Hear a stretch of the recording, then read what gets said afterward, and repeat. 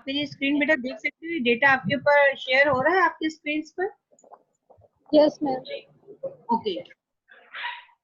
Today आज हम करना चाह रहे हैं रिग्रेशन एनालिसिस। थोड़ा सा आपको रिग्रेशन के बारे में पहले मैं ब्रीफ कर दूं। रिग्रेशन एनालिसिस एक ऐसी टेक्निक है, पैरामेट्रिक टेक्निक है, इन्फ्रेंशियल स्टैटिस्टिक्स का एक ये पार्ट है। जैसे अनोवा भी इन्फ्रेंशियल स्टैटिस्टिक्स है, जैसे टी टेस्ट भी एक इन्फ्रेंशियल स्टैटिस्टिक्स होती है। एंड आई होप सो कि अब आप डिस्क्रिप्टिव और इन्फ्रेंशियल स्टैटिस्टिक्स भूले नहीं होंगे। इन्फ्रेंशियल स्टैटिस्टिक्स जो कि हमें हेल्प करती है that we infer the information of population from the sample. जब हम पॉपुलेशन के बारे में इंफॉर्मेशन हासिल करें अपने सिलेक्टेड सैंपल से और उसकी जो भी परफॉर्मेंस है उसके through,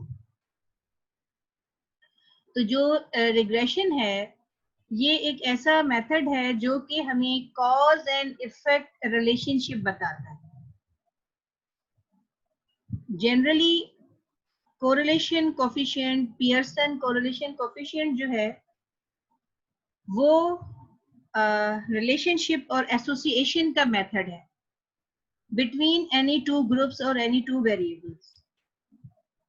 Similarly, regression also inform about the relationship or association between variables.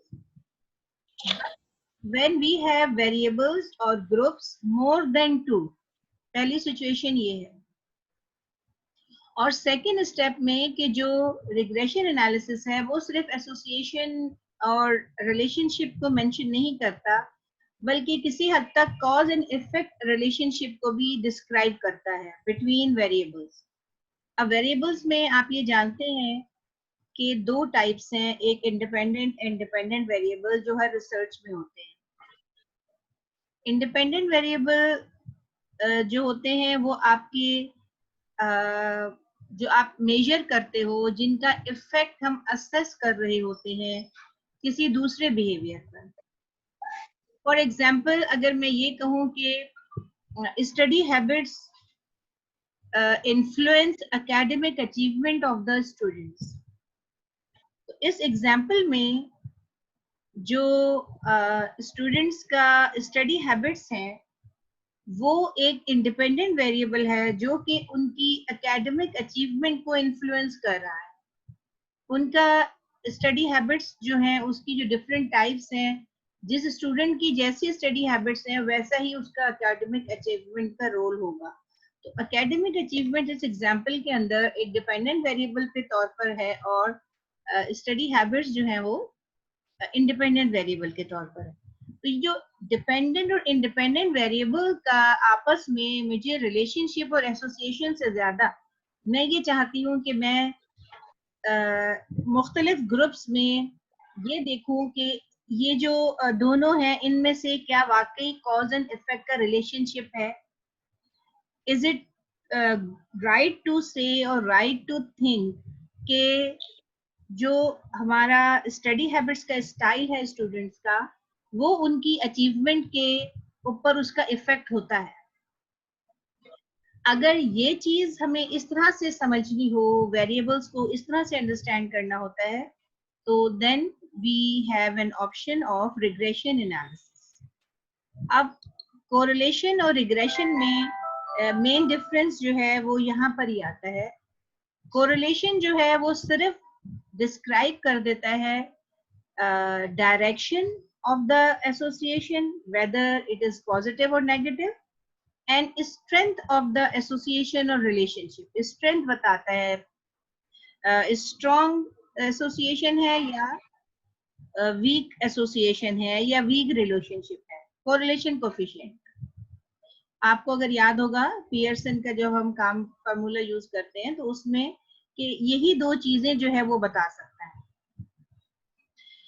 लेकिन जब हम कॉज एंड इफेक्ट की बात कोरिलेशन की वैल्यू में हम नहीं कर सकते। हम ये नहीं कह सकते X is a cause of Y, X या Y is dependent on the X, ये चाहे कितना ही स्ट्रॉन्ग रिलेशनशिप आ जाए, 9 से अबव वैल्यूज आ रही हो, 0.98, 0.92, हम ये कह सकते हैं there is a strong relationship between these two variables, but we can not say कि x causing y और y is dependent on the x. But in the regression analysis अगर हमें ये चीज समझनी है कि इनमें से क्या वाकई जो वेरिएबल्स हैं वो रोल प्ले कर रहे हैं, कोई इफेक्ट डाल रहे हैं पॉजिटिव और negative on some dependent variable, then we have to select the regression analysis. फिर हमें रिग्रेशन एनालिसिस की तरफ जाना पड़ता है, और रिग्रेशन एनालिसिस के अंदर आप बहुत सारे हम इंडिपेंडेंट वेरिएबल्स जो हैं उनको असेस कर सकते हैं एक ही टाइम में. कोरिलेशन में सिर्फ 2 वेरिएबल्स आर नीडेड. जैसे वेरिएबल्स बढ़ेंगे वी हैव टू मूव, और हमें एनालिसिस करना है, रिलेशनशिप भी देखना है, और उसके साथ आगे बढ़ के हम कॉज एंड इफेक्ट भी देखना चाह रहे हैं, तो फिर हमें जाना पड़ेगा रिग्रेशन एनालिसिस. रिग्रेशन एनालिसिस एक पैरामेट्रिक स्टैटिस्टिक्स है, तो उसमें जो एक अहम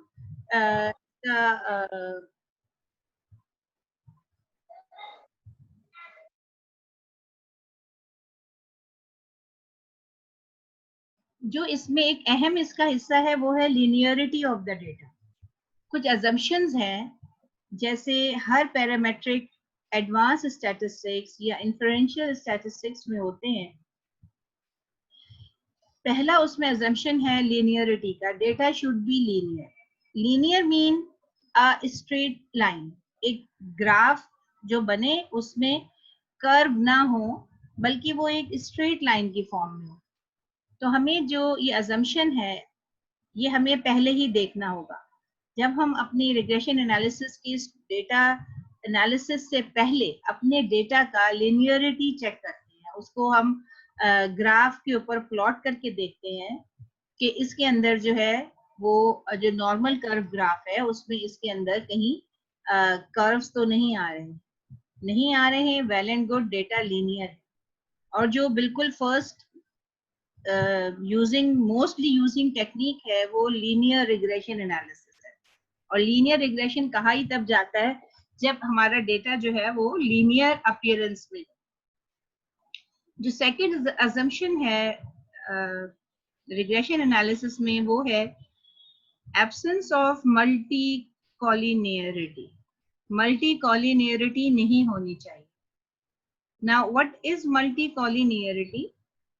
मल्टी कॉलिनियरिटी का मतलब है strong relationships between the variables. जो इंडिपेंडेंट वेरिएबल्स हैं उनमें स्ट्रॉन्ग रिलेशनशिप्स नहीं होने चाहिए. अगर ये स्ट्रॉन्ग रिलेशनशिप्स होंगे तो फिर रिग्रेशन जो है वो एक सिंगल वेरिएबल की तरह एक्ट कर रहा है.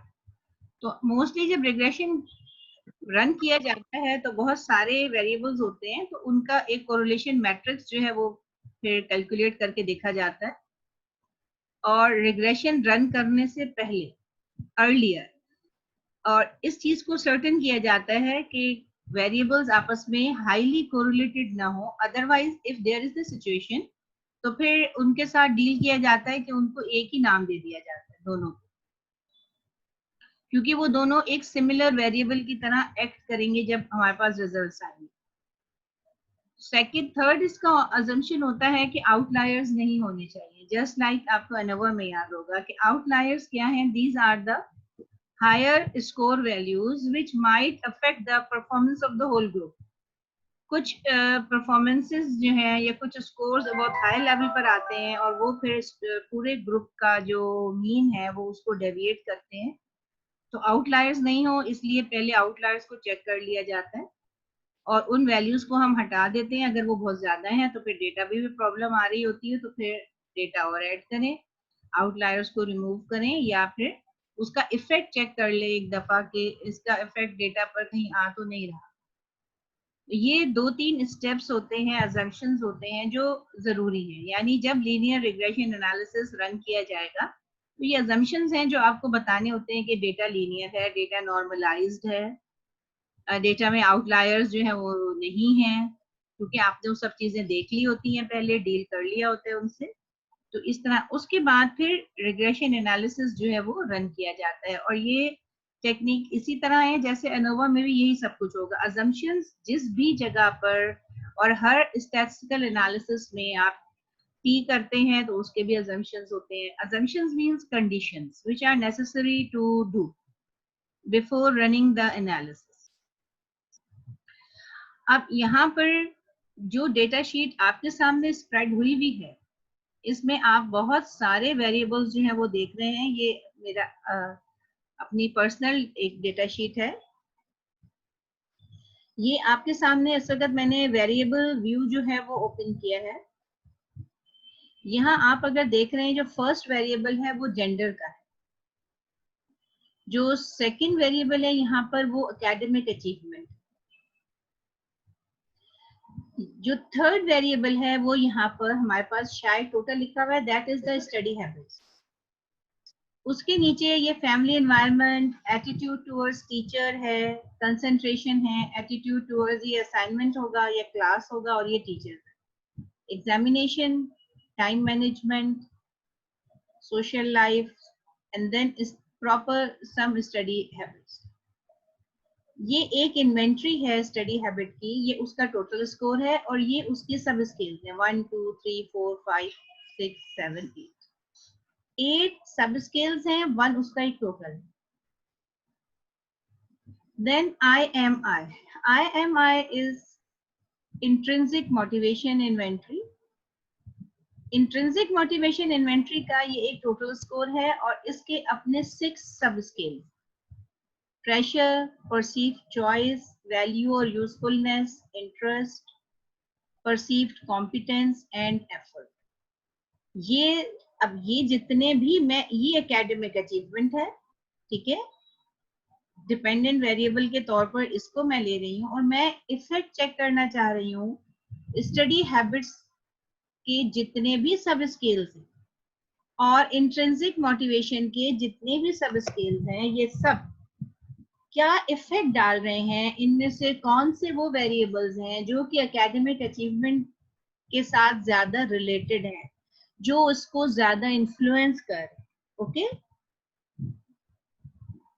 और ये अब डेटा व्यूज का आ गया, तो यहाँ पर आप ये चीजें देख सकते हैं, ओके। अब मैं आपको यहाँ पर रिग्रेशन एनालिसिस रन करने के लिए जो मैं आपको समझा रही हूँ, स्टूडेंट्स आपको क्लियर है कोई चीज आप इस वक्त तक जितना मैंने बात की है? Are you able to listen and clear? Yes ma'am. Ma'am एक बात पूछनी थी जी, आप ये काम में कर लो, उसके बाद सारा होंगी आप यकीन जी। सारा पहले मैं ये काम कंप्लीट कर लूं फिर पूछ लीजिए। जी ओके। यहाँ पर जब आपको रिग्रेशन एनालिसिस रन करना है, आप एनालाइज पर जाएंगे और यहाँ पे रिग्रेशन का ऑप्शन मौजूद है और उसके सामने लीनियर लिखा हुआ है, आप लीनियर के ऊपर क्लिक करो। डिपेंडेंट वेरिएबल एकेडमिक अचीवमेंट है और ये वो सारे इंडिपेंडेंट वेरिएबल्स हैं जो मैं असेस करना चाह रही हूँ, जिनका इफेक्ट मैं देखना चाहती हूँ ऑन द एकेडमिक अचीवमेंट। इसके बाद आप जाएंगे स्टैटिस्टिक्स पर। स्टैटिस्टिक्स में दो चीजें ये ऑलरेडी सिलेक्टेड हैं, ये डिफॉल्ट है इसका, ये जरूर मौजूद होंगी। इसके साथ हम आर स्क्वायर चेंज को सिलेक्ट करेंगे और डिस्क्रिप्टिव्स को चेक करेंगे। उसके साथ कॉलिनियरिटी डायग्नोस्टिक अगर ले लेते हैं बहुत अच्छा है, मल्टी कॉलिनियरिटी का इशू भी पता चलेगा। और यहाँ पर हम डर्बिन वॉटसन लेंगे जो कि हमें आउटलायर्स के साथ डील करेगा, अगर हमारे डेटा में कोई आउटलायर्स हैं या नहीं है, तो कोई इफेक्ट, तो वो हमें याद, इसलिए इसको सिलेक्ट किया जाए। देन कंटिन्यू, ऑप्शंस, ऑप्शंस में 0.05 लिखा हुआ है, वेरी वेल, हम उसी को रहने देंगे, आप आगे चलेंगे। अच्छा, उसके बाद जब हमें यहाँ पर ये जो टर्म लिखी हुई है एंटर, ये एक डिफॉल्ट है कि आप एंटर को सिलेक्ट करें, लेकिन यहाँ पर आप देख रहे हैं एंटर के साथ स्टेप वाइज लिखा हुआ है, रिमूव लिखा हुआ है, बैकवर्ड फॉरवर्ड टेक्निक लिखी हुई है। ये रिग्रेशन एनालिसिस में जो number of different independent variables हैं उनके एनालिसिस के लिए एंटर की टेक्निक डिफॉल्ट है। सारे वेरिएबल्स का एक साथ इम्पैक्ट जो है वो डिपेंडेंट के ऊपर आता है। स्टेप वाइज अगर आप सिलेक्ट करेंगे तो वो स्टेप वाइज आपके पास रिजल्ट आएगा हर वेरिएबल का स्टेप वाइज। अगर आप बैकवर्ड करते हैं यानी कि आपने जिस तरह वेरिएबल प्रेजेंट किए हैं तो वो उसी तरह आए, या कि वो पीछे से आगे की तरफ यानी कि लो वैल्यू से दूसरी तरफ ऊपर की तरफ आए, और ये फॉरवर्ड, जो भी step wise backward and forward, अगर आप ये टेक्निक सिलेक्ट करते हैं कि आपके जो वेरिएबल्स हैं उनका डिपेंडेंट वेरिएबल पर जो इफेक्ट है वो किस तरीके से आप असेस करना चाह रहे हो, तो इसके लिए आपको जरूरत होती है थ्योरी की, कि आपके पास एक साउंड थ्योरी मौजूद है कि जो आपके वेरिएबल्स हैं वो इतना इम्पैक्ट डाल सकते हैं इस डिपेंडेंट वेरिएबल पर, और इसलिए आप उनको स्टेप वाइज में या बैकवर्ड और फॉरवर्ड में उन वेरिएबल्स को असेस करना चाह रहे हैं। वरना जनरली आपके पास, हमारे पास ऐसा कोई थ्योरी मौजूद नहीं है, जनरली फिर हम चलते हैं एंटर के साथ। तो इसलिए यहाँ पर ये एंटर डिफॉल्ट में है, मोस्टली ये हम इसी को यूज करते हैं। लेकिन अगर आप थ्योरी बेस्ड कोई रिसर्च कर रहे हो और उस थ्योरी के मुताबिक आप चलना चाह रहे हो तो then you have these options also available. I think मैंने सब कर लिया। इसके बाद ओके,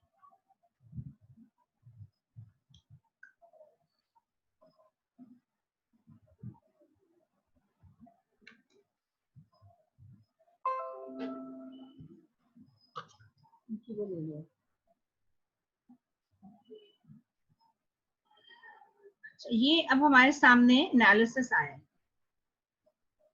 इस एनालिसिस में डिस्क्रिप्टिव स्टैटिस्टिक्स पहला स्टेप, ये कोरिलेशन का टेबल जो कि मल्टी कोलिनियरिटी या कोरिलेशन मैट्रिक्स को शो करता है, असेस करने के लिए यूज किया जा रहा है। यहाँ पे जो इतनी सारी ये वैल्यूज आई हैं, आपको इन सब को देखना ये होता है कि इसमें से जो ये सारी वैल्यूज हैं ये तो आपकी एनालिसिस की वैल्यूज है, लेकिन जो आपके पास सेकंड कॉलम है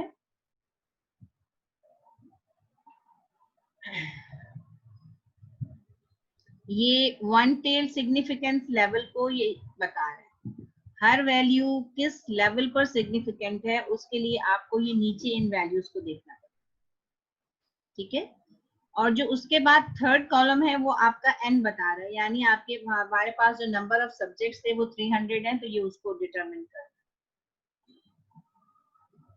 वेरिएबल्स एंटर्ड और रिमूव्ड, ये एंटर मेथड जो एक default most widely use method है जिसमें सारे variables as it is use assessment में यूज किए जाते हैं। तो ये अब अगर कोई वेरिएबल्स जो है वो उनका इम्पैक्ट नहीं होता है तो समटाइम कुछ वेरिएबल्स जो वो यहाँ रिमूव की लिस्ट में भी आ जाते हैं, लेकिन इस वक्त जो यहाँ पर के तमाम वेरिएबल्स जो हैं इंडिपेंडेंट वेरिएबल्स सब वो एनालिसिस में शामिल किए गए और कोई भी रिमूव नहीं हुआ। फिर हम आएंगे मॉडल समरी। जो ये मॉडल समरी है इसमें आप ये आर स्क्वायर चेंज जो देख रहे हैं, ये जो आर स्क्वायर देख रहे हैं एक्चुअली ये क्या शो कर रहे हैं, जो रिग्रेशन है वो भी क्या है, बेसिकली एक वैल्यू है जो कि रिलेशनशिप की फॉर्म में ही होती है, ठीक है। तो ये आर और आर स्क्वायर जो है ये बेसिकली कोरिलेशन की ही वैल्यूज हैं जो कि बता रहे हैं कि जो हमारा ये मॉडल है इसमें जो एसोसिएशन का लेवल है वो क्या कितना बेहतर है, क्या जो इंडिपेंडेंट वेरिएबल्स हैं उनका इम्पैक्ट डिपेंडेंट वेरिएबल पर कितना स्ट्रांग है। तो उसके लिए आप इन दो वैल्यूज को ज्यादा अहमियत देंगे, 0.98 और 0.96। यानी कि हमारा जो मॉडल समरी जिस तरह हमने इंडिपेंडेंट वेरिएबल सिलेक्ट किए, वो इंडिपेंडेंट वेरिएबल जो हैं वो अगर हम ये हाईएस्ट वैल्यू अगर हम लोएस्ट को भी देखें तो वो एटलीस्ट 96% इन्फ्लुएंस कर रहे हैं डिपेंडेंट वेरिएबल पर, उसका इम्पैक्ट है डिपेंडेंट वेरिएबल के ऊपर, जो इंडिपेंडेंट वेरिएबल्स हैं। ओके, ये है अनोवा। अब अनोवा का रिग्रेशन में क्या काम? Yes, any one of you can want to answer this question? जब रिग्रेशन किया है तो अनोवा किधर गया?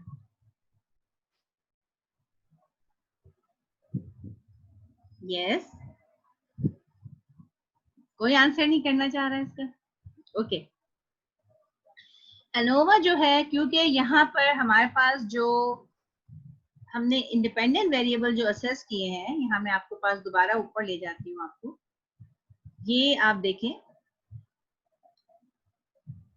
यही सेम वेरिएबल्स हैं, ठीक है, ये आप यहाँ से असेस कर सकते हो, ये सारे वेरिएबल्स, ठीक है। अब ये इतने सारे जो नंबर ऑफ वेरिएबल्स हैं, क्या ये आपस में डिफर करते हैं और एक सिंगल वेरिएबल के तौर पर ये काम नहीं कर रहे? ये सब अपना अलग अलग इम्पैक्ट जो है वो डाल रहे हैं इस डिपेंडेंट वेरिएबल पर। तो इसके लिए एफ वैल्यू जो है वो इस एनालिसिस में शामिल है। एफ की वैल्यू सिग्निफिकेंट है 0.000 पर। इट मींस कि जो हमारे इंडिपेंडेंट वेरिएबल्स हैं वो इम्पैक्ट डाल रहे हैं, लेकिन सब अपनी अपनी एक अलग डिफरेंट स्टेटस पर। क्योंकि आपको ये याद रहना चाहिए कि अनोवा जो है वो एक क्या है? डिफरेंस का मेजर। तो इसको यहाँ पर इस तरीके से एक लॉजिकल एनालिसिस के हवाले से जो है ये इसका एक हिस्सा है। अब इसके बाद जो ये टेबल है जिसे कोफिशिएंट्स यहाँ पर लिखा हुआ है, that is the original value of regression, जो कि होती है बीटा। जो सिंबल है रिग्रेशन का वो बीटा है, और बीटा क्या है? सिंपली कोरिलेशन की ही तरह की ही एक वैल्यू होती है। ओके, अब इसमें जो हम यहाँ पर देखते हैं कि क्या शाय का, ये शाय study habits total, study habits का टोटल में जो इफेक्ट आ रहा है वो तो नेगेटिव में आ रहा है, और वो इतना, वो 0.05 पर सिग्निफिकेंट आ रहा है। लेकिन उसके साथ फैमिली एनवायरनमेंट का हम देखते हैं कि 0.03 आ रहा है, लेकिन ये नॉन सिग्निफिकेंट है। जो एटीट्यूड टुवर्ड्स टीचर है उसका जो इम्पैक्ट आ रहा है वो सिग्निफिकेंट आ रहा है 0.226 और नेगेटिव के साथ, ठीक है। कंसंट्रेशन का आ रहा है 0.26, नॉन सिग्निफिकेंट इसका इम्पैक्ट है यहाँ पर। फिर ये एक सिग्निफिकेंट वैल्यू है सोशल लाइफ। अब जो ये चीजें माइनस के साथ आ रही हैं, यानी सोशल लाइफ अगर बढ़ रही है तो फिर एकेडमिक अचीवमेंट कम होगी। इसका इस डायरेक्शन में जो जो भी जहाँ माइनस आ रहा है तो आप उसकी इंटरप्रिटेशन जानते हैं कि क्या होगा, ठीक है। तो यहाँ पर आपने बीटा के साथ ये लेवल ऑफ सिग्निफिकेंस को आप देखते जाएंगे और आप हम अपनी वैल्यूज जो होती हैं उनको इंटरप्रेट करें। ये अगेन क्लियरली एक कॉलिनियरिटी के डायग्नोस्टिक आया है, और ये हम अपने अच्छे ये में ऐड नहीं करते, ये सिर्फ ऑब्जर्वेशन के लिए होती हैं ये चीजें। कोरिलेशन मैट्रिक्स देख लें, कॉलिनियरिटी देख लें, और ये रेजिडुअल स्टैटिस्टिक्स आता है जो कि बता रहा होता है about the presence of, about the जो स्कोर्स हैं पूरे ग्रुप्स के, तमाम सब्जेक्ट्स के, तो वो सब जो हैं वो किस तरीके से उनमें वेरिएंस का लेवल क्या था, जो कि हमें स्टैंडर्ड डेविएशन से पता चल रहा होता है, ठीक है। तो ये हम देखते हैं कि इनमें वेरिएंस जो है 0.49 से जो है प्रिडिक्टेड वैल्यू थी, लेकिन जो आ रहा है वो 0.09 आ रहा है। तो इट ओके, जितना ये कम होगा तो वेरिएंस जो है वो कंट्रोल में। अब ये इतने सारे टेबल्स के बाद एक क्वेश्चन के आखिर इसमें से जब आप अपने रिजल्ट्स रिपोर्ट करेंगे तो फिर कौन से वो टेबल्स होंगे जो आप शो करोगे अपने एनालिसिस को रिपोर्ट करने के लिए? ये इतना बड़ा जो है वो इसको नहीं हम डाल देते हैं अपने कि आपने एसपीएसएस ने जो कुछ दिया आपने उठाया और अपने रिजल्ट्स के सेक्शन में डाल दिया। ऐसा नहीं होता है। हमें अपने हाइपोथेसिस के साथ हम अपने वेरिएबल्स की देखते जाते हैं वैल्यूज, और जो अहम टेबल्स हैं जो हमें यहाँ से लेने होते हैं उनमें सबसे पहले एक डिस्क्रिप्टिव स्टैटिस्टिक्स है, क्योंकि डिस्क्राइब कर रही होती है परफॉर्मेंस को। उसके साथ कोरिलेशन मैट्रिक्स दे देते हैं, लेकिन इस कोरिलेशन मैट्रिक्स को भी आपको, ये एक चीज मैं अभी बता रही हूँ, आप समझने की कोशिश करेंगे इसको।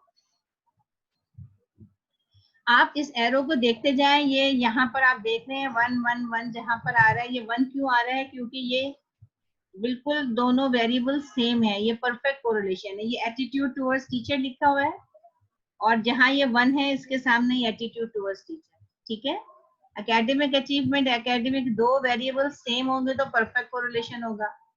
टोटल है स्कोर स्टडी हैबिट्स का, ये भी टोटल है तो ये भी 1 आ गया। तो आप देखेंगे इसमें ऐसी एक डायगोनल लाइन है जहां 1 1 1 1 आ रहा है, उससे ऊपर और उससे नीचे ये आप देख रहे हैं, ये सारी वैल्यूज, ये एक ट्राइंगल जो अबव बन रहा है और एक ट्राइंगल जो लोअर बन रहा है, ये दोनों सेम है। तो इसलिए इसमें से हमें एक डायगोनल आप सिर्फ हम सिलेक्ट कर लेते हैं कि हम अपर एंड दें या लोअर एंड दें, वो सेम होते हैं। आप ये वैल्यूज मैच करके देख सकते हैं, ठीक है, कोई इसमें डिफरेंस नहीं होता है। तो हमें पूरा ये टेबल ऐसे नहीं छापते हैं इसको, 1 को जगह आप डैश लगा देते हैं और फिर उसके साथ हम इसको जो है सिर्फ एक डायगोनल लेते हैं। आप अपर ले सकते हो, लोअर, दोनों सेम है, कोई उसमें मसला नहीं है।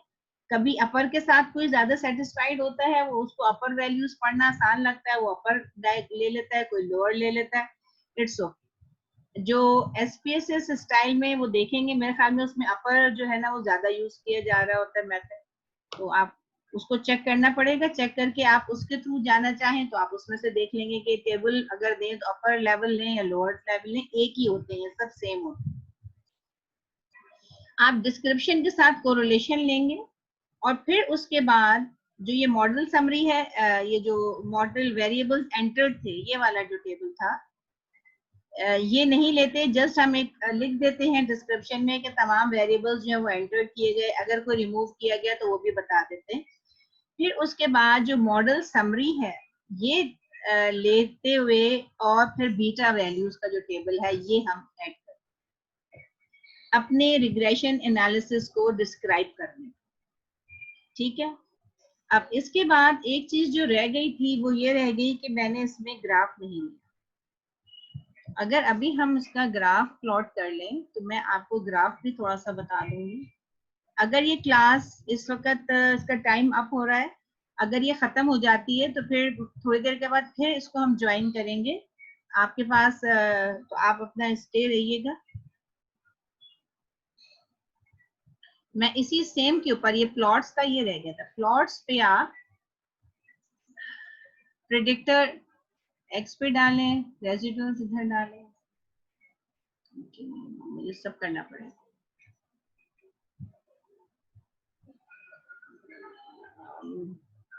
मेरा ख्याल है देखो टाइम इसका आपको नहीं हो गया।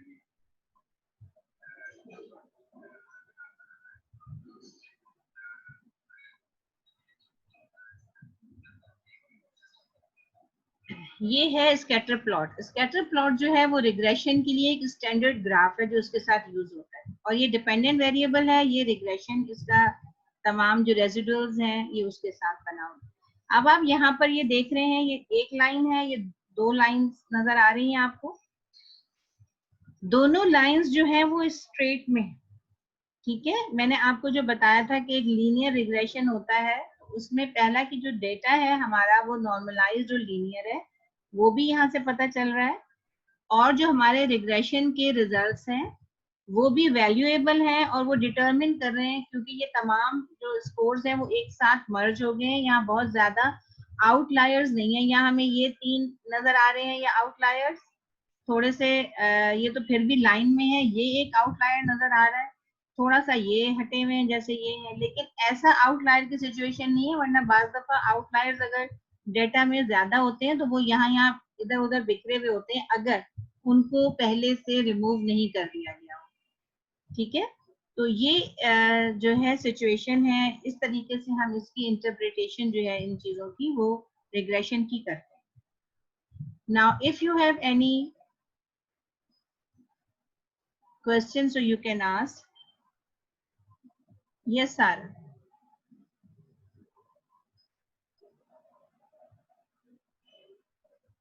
मुसीना क्या हुआ है?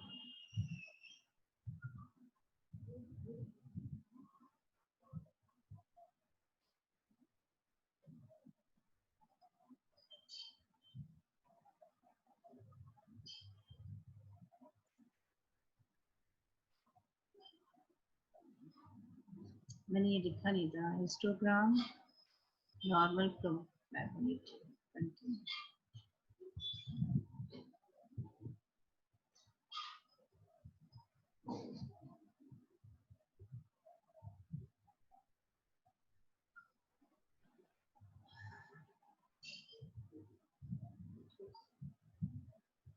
ये डेटा की नॉर्मेलिटी को शो कर रहा है और ये P है, ठीक है। अब मैं इसको थोड़ा सा आपको ये डिस्क्राइब करना चाहूंगी। ये जो लाइन है इसको should match with the straight line, ठीक है। ये जितनी स्ट्रेट है उतना बेहतर है। अभी इसमें थोड़ा सा कर्व है, ठीक है, थोड़ा एस है, तो ये एक्सेप्टेबल है किस वक्त, इस वाले रिजल्ट के हवाले से, ठीक? लेकिन अगर ये एस बहुत ज्यादा हो जाए तो फिर ये रिजल्ट्स जो है वो फिर हमें इतना ज्यादा हम के डेटा जो है वो हमारा उसके अंदर डिस्पर्जन ज्यादा है, हम इस चीज को डिस्क्राइब इस तरीके से। यस, मुझे आपकी आवाज नहीं आ रही है, अगर आपका कोई क्वेश्चन है।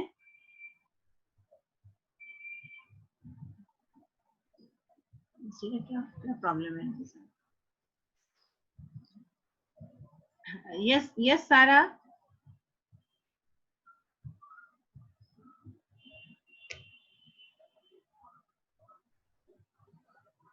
मैम जी यस सारा।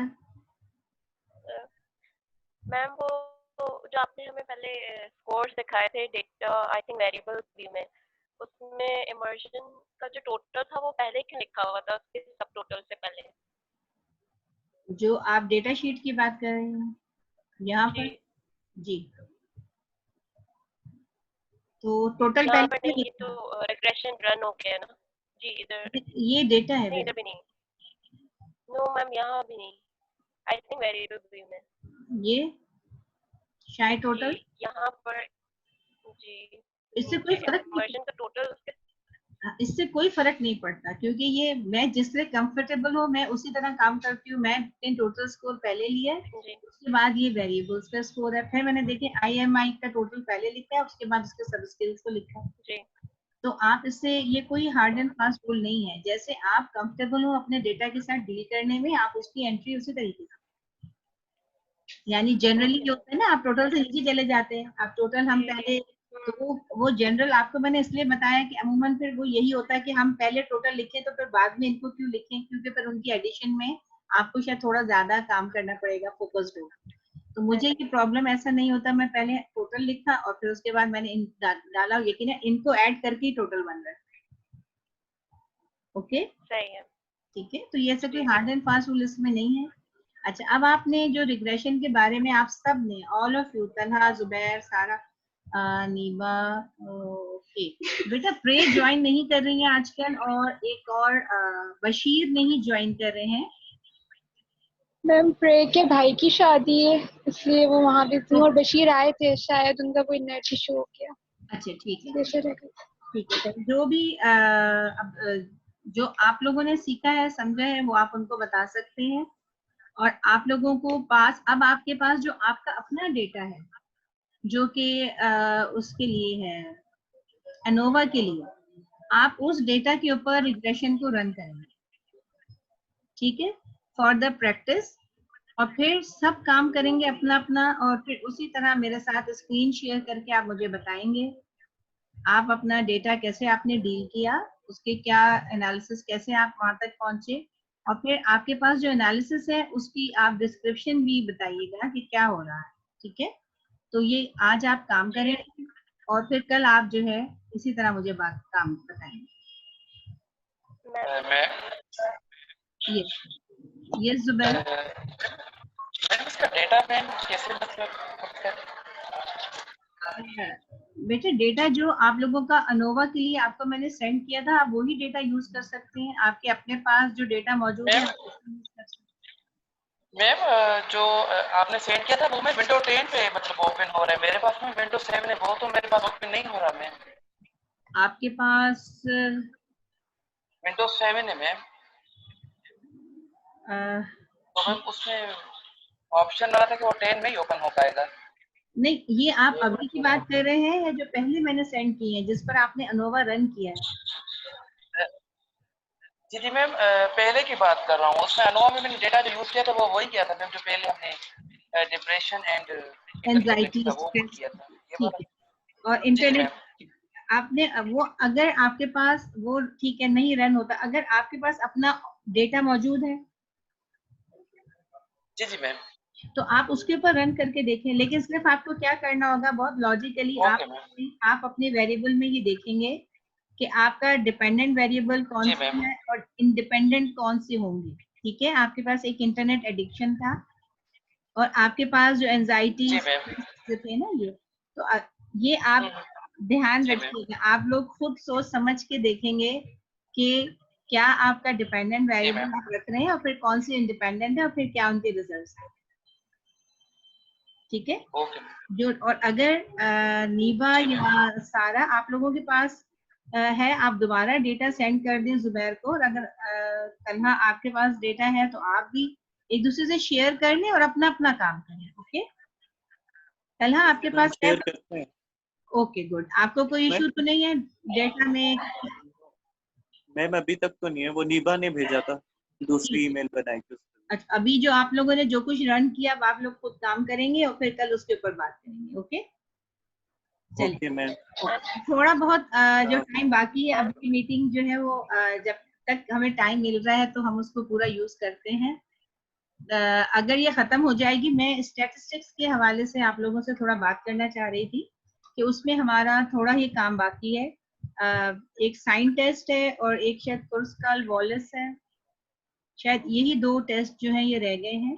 और एक मैंने आपके लिए खुद डाला था, उसके अंदर आपने अगर अपना सिलेबस देखेंगे आप तो उसमें मैंने एक डाला है how to present your data in tables. आप टेबल्स में अपने मुख्तलिफ तरह के डेटा को कैसे प्रेजेंट करेंगे। अब वो शायद या एसपीएसएस की क्लास में मैं उसको लूंगी या फिर वो स्टैट्स की क्लास में हम उसको करेंगे। एक वो चीज रह गई ये आपकी स्टैटिस्टिक्स के अंदर। एसपीएसएस में तो आपको मैं अब डेली बेसिस पे आप जो काम कर रहे हो, जैसे अनोवा हो गया, आज रिग्रेशन कर लिया, इसके बाद में आपको मजीद टी है और कोरिलेशन है, ये सब मैं आपको बताती जाऊंगी। आपके पास डेटा है, आप अपना काम करते जाएंगे। लेकिन जो स्टैटिस्टिक्स है उसको थोड़ा सा अभी नेक्स्ट क्लास ज्वाइन करने से पहले एक थोड़ा सा अपना रिव्यू कर लें कि आपने उसमें से स्टैट्स में जो आप क्या क्या कर चुके हो और क्या चीज है जो रह गई है। मेरे हिसाब से अभी उसमें सिर्फ कोर्स का दो नॉन पैरामेट्रिक टेस्ट की थ्योरी और सॉल्यूशन रहता है। तो थोड़ा सा आप लोग इस पे थिंक करके अपना मटेरियल जो आपके पास जर्नल्स मौजूद हैं देख के फिर आप मुझे थोड़ा सा उसके बारे में बात करेंगे। ओके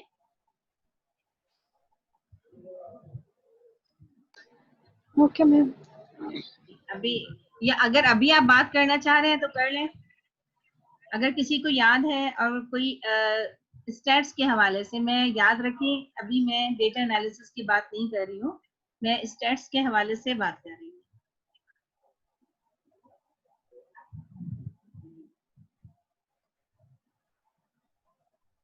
आप लोगों को थोड़ा टाइम चाहिए, चलें ठीक है, गो आप जाएं और अपना करके फिर हम दोबारा ज्वाइन करते हैं। ठीक है, थोड़ी देर में। Okay ma'am.